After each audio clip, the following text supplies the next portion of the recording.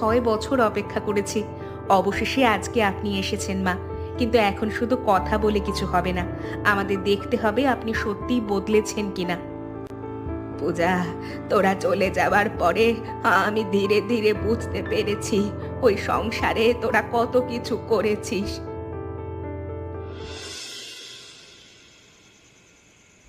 কবিতা, মা আজকে কাঁদছিলেন।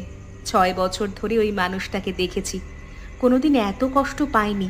কিন্তু আমি ভয় পাচ্ছি, যদি ফিরে যাই আবার সব আগের মতো হয়ে যাবে না তো? তোরা কি বলিস? দিদি, আমি একটা কথা বলি, আমরাও তো কেঁদেছি, তাতে কি কিছু বদলেছিল? দিদি, আমি অনেক ভেবেছি। আমি মনে করি আমরা ফিরে যেতে পারি, কিন্তু কিছু শর্তে।